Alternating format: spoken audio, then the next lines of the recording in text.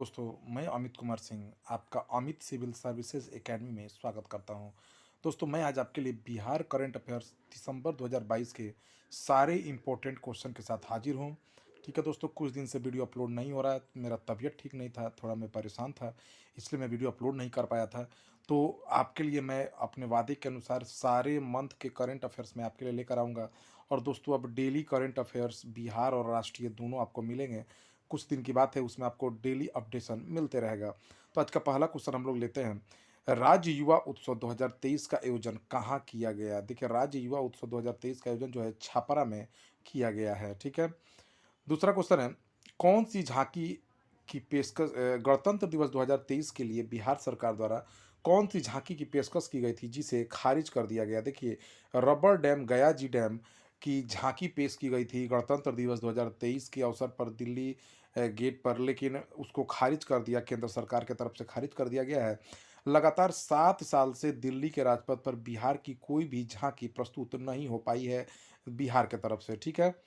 मुख्य जानकारी rubber dam गया जी के बारे में जान लीजिए। रबर डैम गया जी जो है देश का सबसे बड़ा रबर डैम है। इसकी लंबाई 411 मीटर है। ठीक है। चौड़ाई कितना है दोस्तों? 55 मीटर, 95 मीटर है। ऊंचाई इसकी 3 मीटर है। इस पर कुल 312 करोड़ रुपए खर्च हुए हैं। हैदराबाद की एनसीसी लिमिटेड नामक कंपनी ने इसे तैयार किया है। इसे फल्गु नदी पर बनाया गया है। आईआईटी रुड़की के विशेषज्ञों की देखरेख में इसे तैयार किया गया है। अक्टूबर 2022 में ये पूरी तरह बनकर तैयार हो गया। फल्गु नदी लीलाजन नदी और मोहाना नदी के संगम से आरंभ होती है। ये बीपीएससी 67 में पूछा भी है, 68 में। इसकी धाराएं पुनपुन नदी में विलुप्त हो जाती है। फल्गु नदी झारखंड के पलामू जिले से निकलती है। फल्गु नदी निरंजना के नाम से भी प्रसिद्ध है। तो ये इंपॉर्टेंट फैक्ट्स रहे कुछ इसके बारे में। वर्ष 2022 में गुरु गोविंद सिंह की कौन सा प्रकाश उत्सव मनाया गया? तो 356वां प्रकाशोत्सव मनाया गया। इसमें भाजपा के नेता, मुख्यमंत्री नीतीश कुमार, सभी दलों के प्रमुख यहाँ पे पहुंचे। गुरु गोविंद सिंह सिखों के 10वें तथा अंतिम गुरु रहे। इनका जन्म 22 दिसंबर 1666 में पटना सिटी में हुआ था। मृत्यु इनकी 7 अक्टूबर 1708 नांदेड़ में हुई। इनके माता गुरु तेग बहादुर, पिता गुरु तेग बहादुर थे और माता जो है माता गुजरी थी।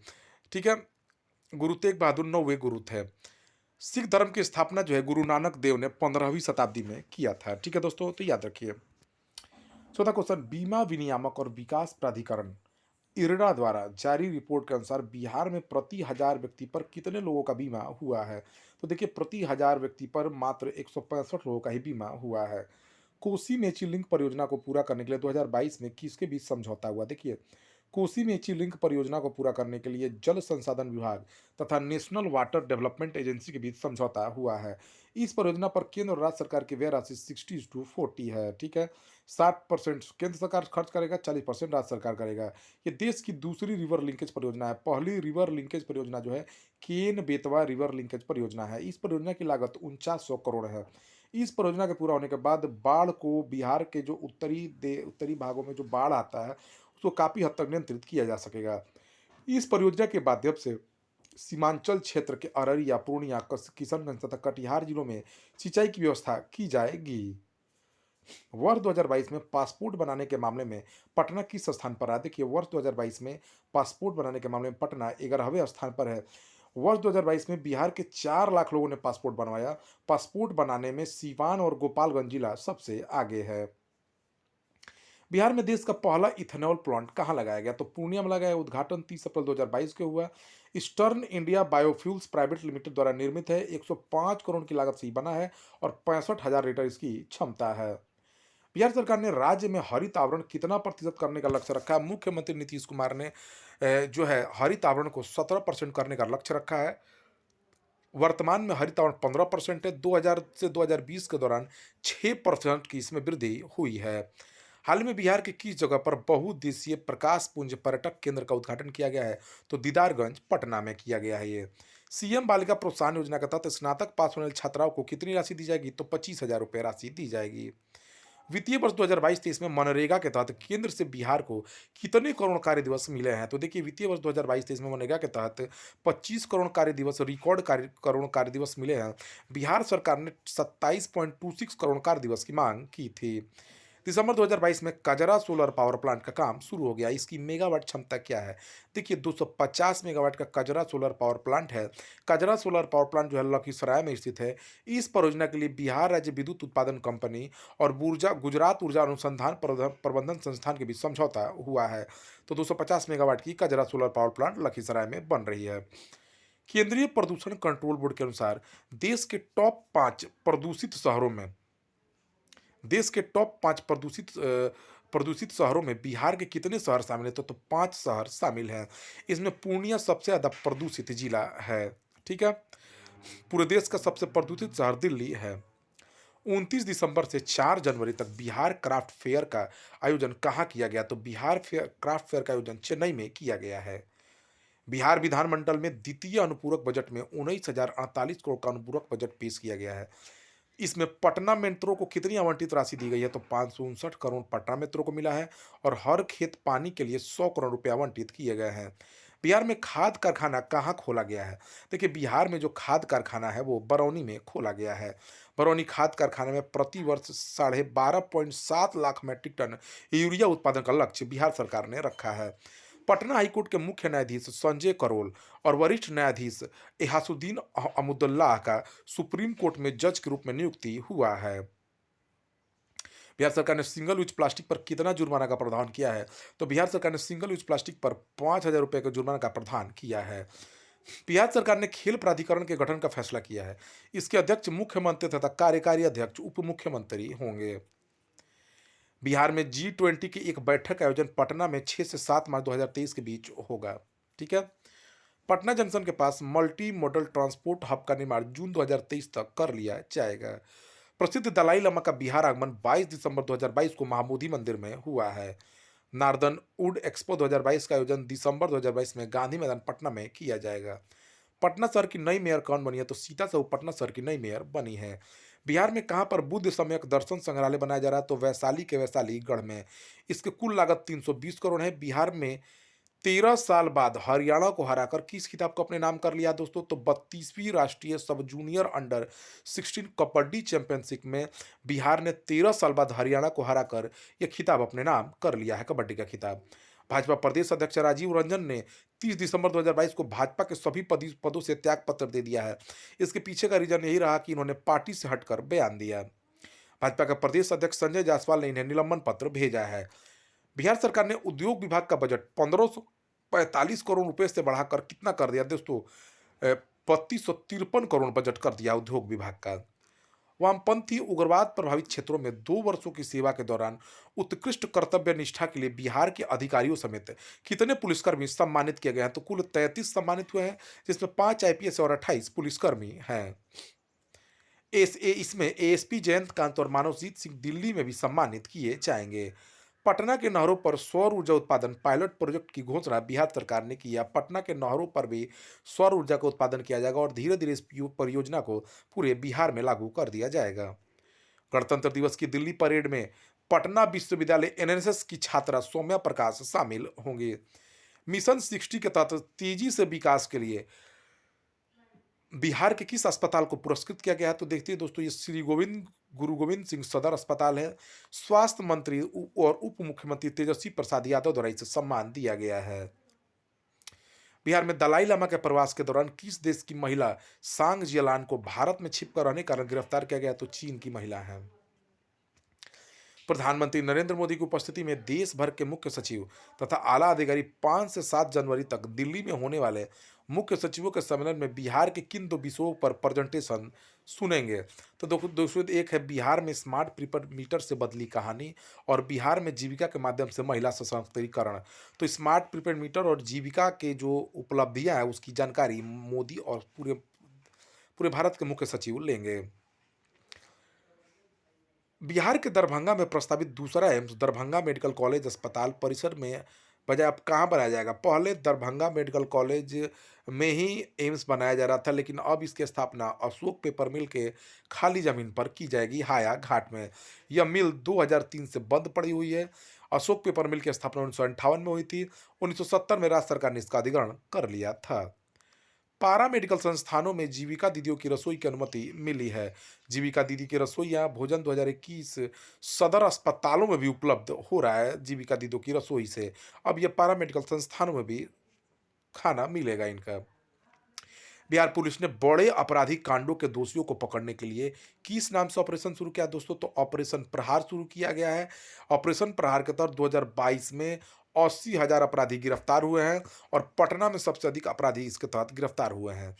बिहार के किस व्यक्ति को साहित्य अकादमी अनुवादक पुरस्कार से सम्मानित किया गया? तो प्रोफेसर रत्नेश्वर मिश्र को यह सम्मान चमन नहाल के लिखे अंग्रेजी उपन्यास आजादी का मैथिली अनुवाद करने के लिए इनको मिला है। प्रोफेसर रत्नेश्वर मिश्र को पूर्णिया के आमौर थाना क्षेत्र के बिशुनपुर के रहने वाले हैं ये उपन्यास भारत पाकिस्तान के बंटवारे के बाद पंजाब के परिवारों पर क्या असर हुआ उस पर लिखा गया है।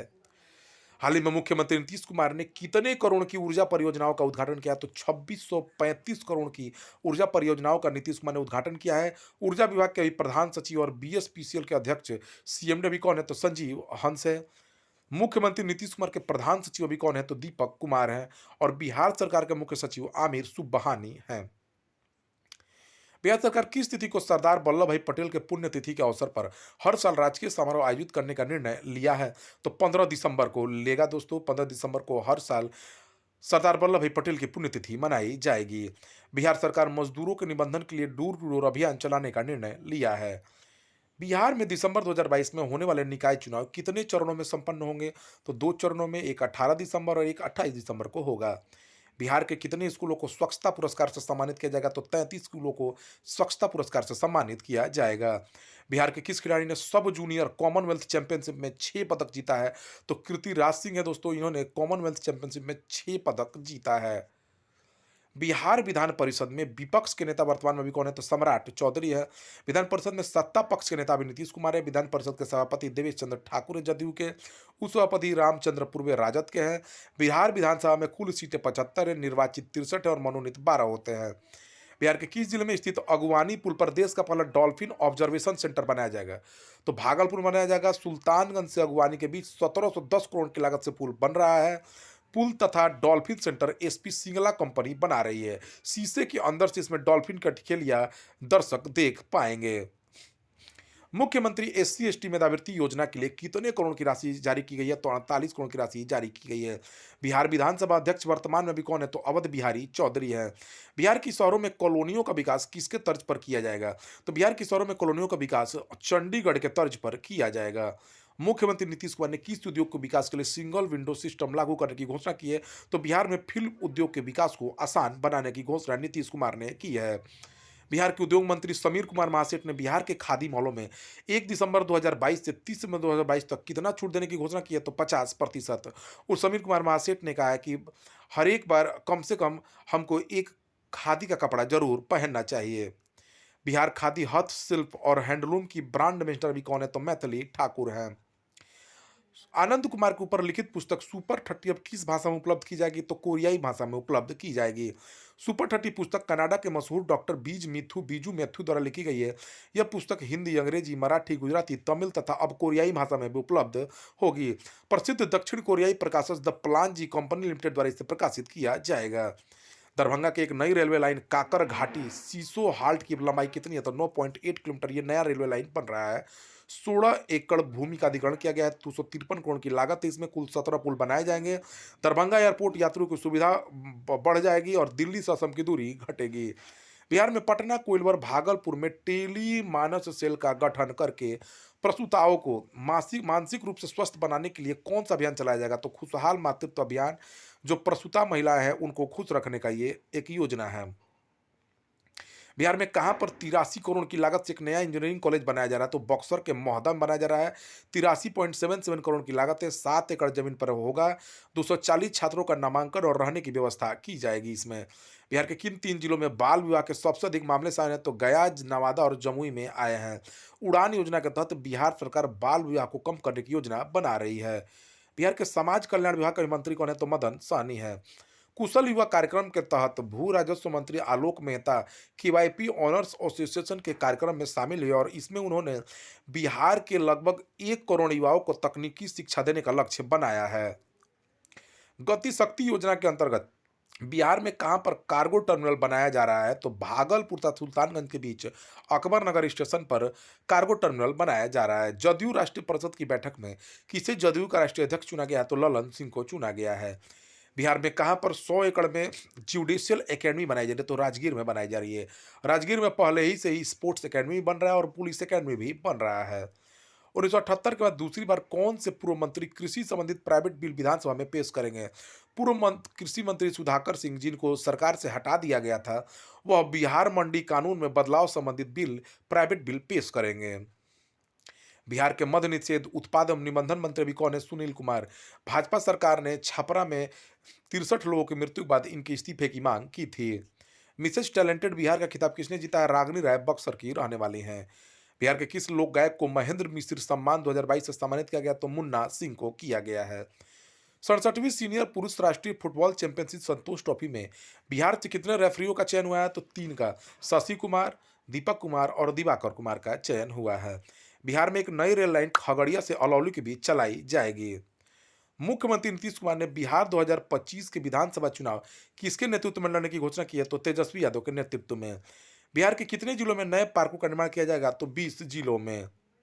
बिहार में नगर निकायों की संख्या बढ़कर कितनी हो गई है? तो 259 हो गई है। 259 शहरी निकायों में HHPAC राज्य स्तरीय उच्च शक्ति प्राप्त संचालन समिति का गठन किया जाएगा और राज्य स्तरीय तकनीकी समिति का गठन किया जाएगा। अक्टूबर 2026 तक विकसित बिहार का लक्ष्य रखा है बिहार सरकार ने और 2 साल में शिक्षा, जल, सड़क, पार्क, कूड़ा पुनः 11,000 करोड़ खर्च होंगे। IIT पटना को किस अवार्ड से सम्मानित किया गया है? तो अटल अचीवमेंट अवार्ड से। तो दोस्तों, ये रहा मेरा important video. Thank you for watching my video. पूरा बिहार दिसंबर का करंट अफेयर्स है। आप मेरे वीडियो को देखते रहिए, चैनल को सब्सक्राइब करिए। Thank you for watching my video.